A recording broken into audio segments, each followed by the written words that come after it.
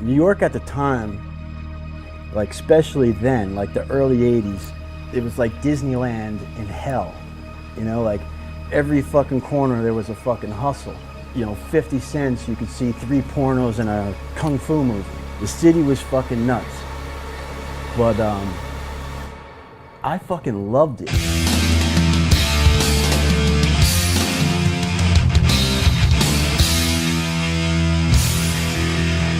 Civ called me and said, I think we're gonna do it. I think Judge is gonna get back together for a show. Call Mike and tell him like how important this is and why it needs to happen. You know, there's bands that get back together, you know, or just do one show for a big, you know, nut of money or something like that. But if he was gonna do it, he was gonna do it kind of on his terms. And if he didn't feel right about doing it again, that wasn't gonna happen. I mean, we literally worked on it for 2 years. And everybody who was on board with it knew like it had to be perfect. Like, you know, it's a delicate thing. So we were really trying not to fuck anything up. It's like Voltron, all these parts come together and you have Judge, but separately it's not going to work.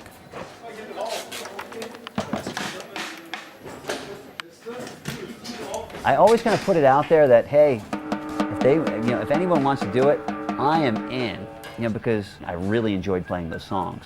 You know, so I just kind of threw it out there, hey, I would love to play those songs again. And you know, the songs actually meant a lot to me.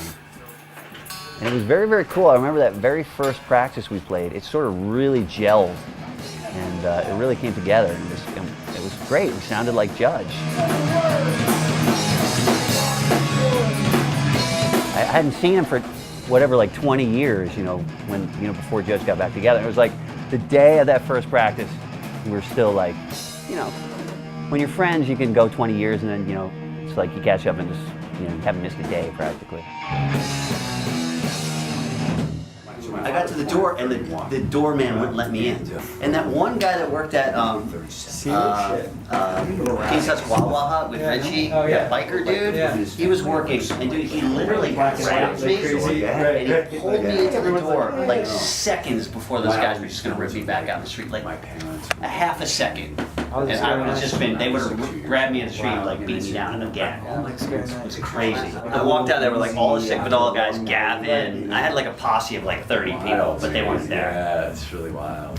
These guys always like to go down this like violent number lane. I know. Remember that? I didn't know. That's right, there it is, right there. The Almighty Judge headlining this year's Black and Blue. Yeah, boy. 2013. Webster Hall, the old Brits. It's gonna be bananas like you've never imagined in your life.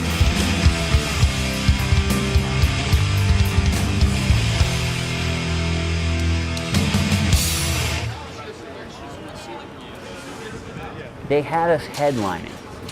And you know, here's Judge. You know, back in the day, we weren't a big band. You know, we play a show. If there was 300 kids at the show, that was huge. I mean, normally it'd be between 50 and 100 kids.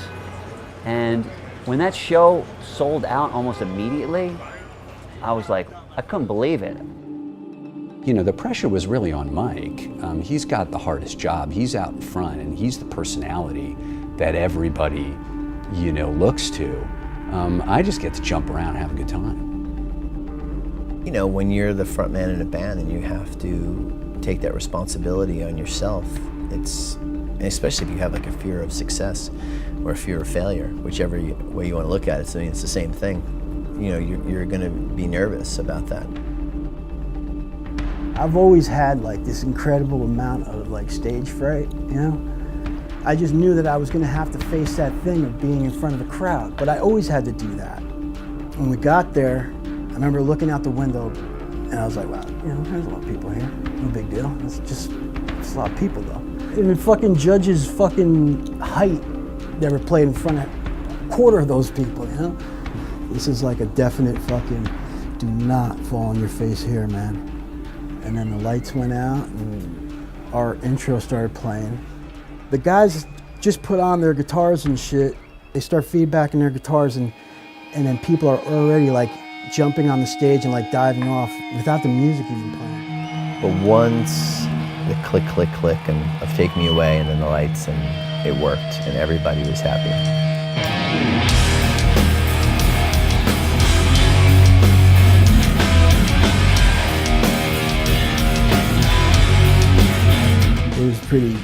fucking wild, man. There were like people flying everywhere. The first line was, I was thinking of it all. And it was like perfect way to start it all over, man. Everything that happened, I was thinking of it all. Once again, I'll be it all. We can't get through while I fall.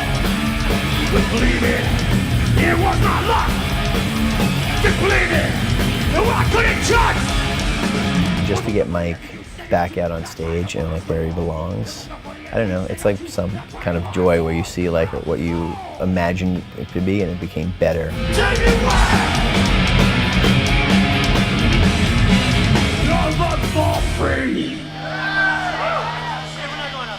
It was this scene that saved my life when I was a little fucked up punk rock kid who didn't fit in anywhere in my hometown. This is for everybody, because I love this fucking city and I love this fucking scene.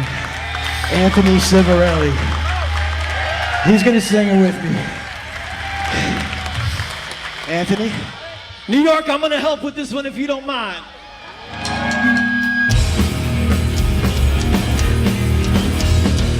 Let me hear you.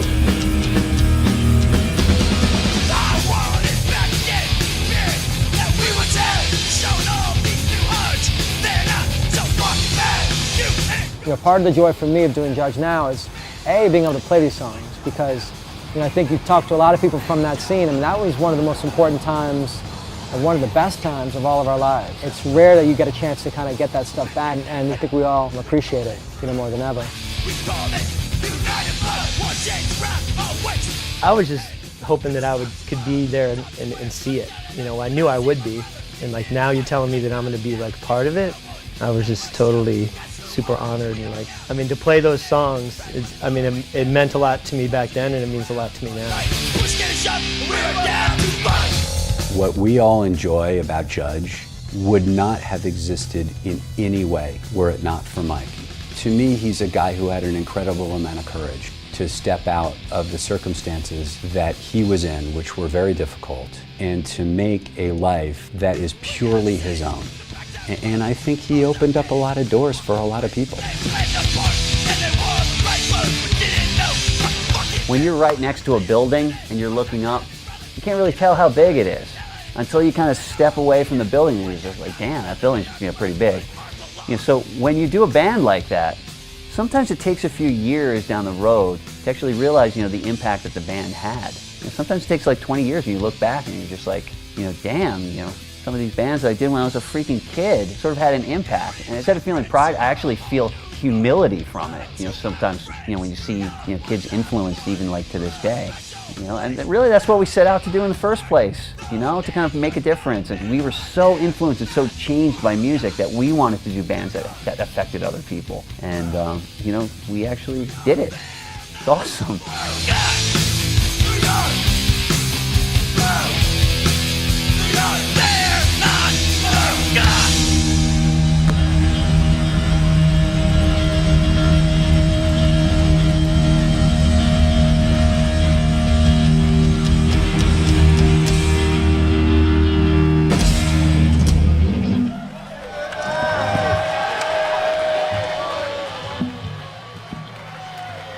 I never pictured myself being able to write words like I was going to be that guy. Like, maybe fucking being there for like some kid just like me, I guess at such like an young age, it was always drilled into me that I really ain't got nothing to say, and anything I do say, nobody wants to listen to. So I think that kind of shit is just hard to shake, no matter how big the crowd gets or how loud they sing along and shit. I'm still that fucking little kid in the room playing air guitar, hoping that someone wants to listen. I've always loved Judge. It was the thing that hurt the most when I thought I let it down. I'm happy I could come back and make amends with it.